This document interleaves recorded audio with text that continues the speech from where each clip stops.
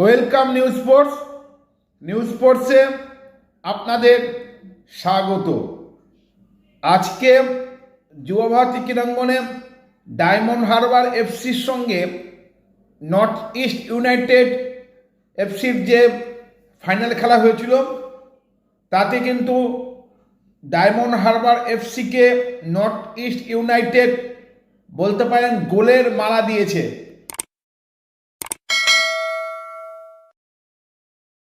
Please চ্যানেলটা subscribe করুন, like করুন ও শেয়ার করুন। আজকে যুবভারতী ক্রীড়াঙ্গনে North East United Diamond Harbour এফসিকে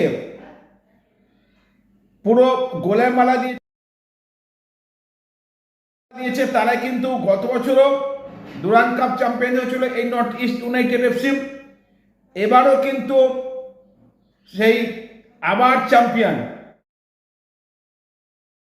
নর্থ ইস্ট ইউনাইটেড এফসি কিন্তু ডুরান্ড কাপের চ্যাম্পিয়ন। তারা ডায়মন্ড হারবার এফসিকে 6-1 গোলে হারিয়ে দিয়েছে।